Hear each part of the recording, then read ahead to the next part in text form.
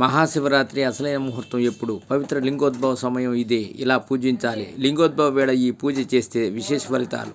ఈ నియమాలు పాటించాలని సూచిస్తున్న జ్యోతిష్యులు. శివునికి అత్యంత ప్రీతిపాత్రమైన మహాశివరాత్రి పర్వదినానికి సమయం దగ్గర పడింది. ఈ పండుగ రోజున దేశంలోని శైవ క్షేత్రాలన్నీ శివనామస్మరణతో మార్మోగుతాయి. రాత్రిపూట పూజాధికారులు జరపడం ఈ పండుగ ప్రత్యేకం. బిల్వ పత్రార్చనలు, రుద్రాక్ష మాలాధారణలు, రుద్రాభిషేకాలు, విభూతి ధారణతో భక్తులు శివయ్య అనుగ్రహం కోసం వేడుకుంటారు. మరి ఈ సంవత్సరం శివరాత్రి ఎప్పుడు వచ్చింది? లింగోద్భవం సమయం ఎప్పుడు? ఈ సమయంలో ఏం చేయాలి అనే వివరాలు ఈ స్టోరీలో తెలుసుకుందాం. మహాశివరాత్రి ఎప్పుడు వచ్చింది? తెలుగు సంవత్సరాది ప్రకారం మహాశివరాత్రిని మాఘమాసం బహుళ చతుర్దశి రోజున జరుపుకుంటారు. పంచాంగం ప్రకారం ఈ ఏడాది చతుర్దశి తిథి 26 ఫిబ్రవరి 2025 బుధవారం ఉదయం 11:08 ప్రారంభమవుతుంది. ఈ తిథి మరుసటి రోజు ఫిబ్రవరి 27వ తేదీ ఉదయం 8:54 ముగుస్తుంది. అయితే మహాశివరాత్రి అంటే లింగోద్భవ సమయానికి చతుర్దశి తిథి ఉండటం ప్రధానం. కాబట్టి మహాశివరాత్రిని ఫిబ్రవరి 26న జరుపుకోవాలని జ్యోతిష్య నిపుణులు మాచిరాజు కిరణ్ కుమార్ చెబుతున్నారు. లింగోద్భవ సమయం ఎప్పుడు?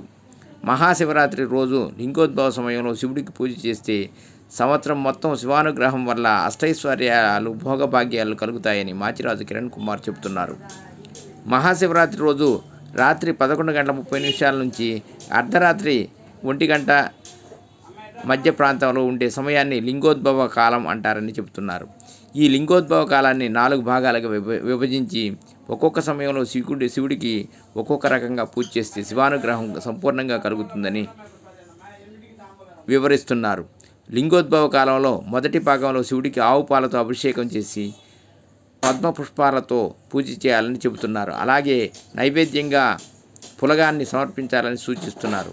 లింగోద్భవ కాలంలో రెండో భాగంలో శివుడికి ఆవు పెరుగుతో అభిషేకం చేస్తూ తులసి దళాలతో పూజ చేయాలని, శివుడికి నైవేద్యంగా పాయసం సమర్పించాలని సూచిస్తున్నారు. లింగోద్భవ కాలంలో మూడో భాగంలో పరమేశ్వరుడికి ఆవు నెయ్యితో అభిషేకం చేస్తూ మారేడు ఆకులతో పూజ చేయాలని పేర్కొంటున్నారు. అనంతరం పరమశివుడికి తిలాన్నం అంటే నువ్వులు కలిపిన అన్నాన్ని నైవేద్యంగా సమర్పించాలని చెబుతున్నారు. లింగోద్భవ కాలంలో చివరి భాగంలో శివుడికి తేనెతో అభిషేకం చేస్తూ తుమ్మిపూలతో పూజించాలని చెబుతున్నారు. అనంతరం పరమశివుడికి తెల్లటి అన్నాన్ని నైవేద్యంగా సమర్పించాలని వివరిస్తున్నారు. ఈ దీపం వెలిగిస్తే మహాపుణ్యం. మహాశివరాత్రి రోజు ఏ సమయంలోనైనా సరే ఎర్రటి కొత్త ప్రమిదలో ఆవు నెయ్యి లేదా నువ్వుల నూనె పోసి దీపం వెలిగించి దారిద్ర్య దహన శివస్తోత్రాన్ని చదివితే మహాపుణ్యం కలుగుతుందని చెబుతున్నారు. అలాగే జన్మజన్మల దరిద్ర్యం తొలగిపోతుందని మాచిరాజు వివరిస్తున్నారు. ధనపరమైన సమస్యలు తొలగించేందుకు శివరాత్రి రోజు తెల్లటి అన్నంతో శివలింగం తయారు చేయాలి. ఆ శివలింగానికి రకరకాల పువ్వులతో పూజ చేసి బెల్లం ముక్క నైవేద్యంగా సమర్పించాలి. ఆపై దానిని పారే నీటిలో విడిచిపెట్టాలని, ఇలా చేయడం వల్ల సంవత్సరం మొత్తం ధనపరమైన సమస్యలు ఉండవని మాచిరాజు చెబుతున్నారు.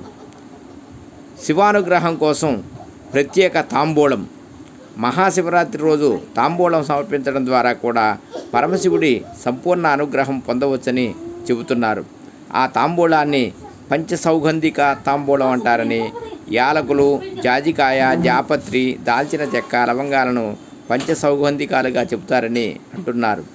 2 తమలపాకుల్లో పంచసౌగంధికాలను ఉంచి 2 ఒక్కలు, 2 అరటి పండ్లను శివుడి ఫోటో దగ్గర పెట్టి నమస్కరించి ఆ తాంబూలాన్ని ప్రసాదంగా స్వీకరిస్తే అనేక జన్మల పాటు శివానుగ్రహం కలుగుతుందని, కోరిన కోరికలు నెరవేరుతాయని మాచిరాజు కిరణ్ కుమార్ చెబుతున్నారు. సర్వే జనా సుఖినో భవంతు. ఓం నమః శివాయ.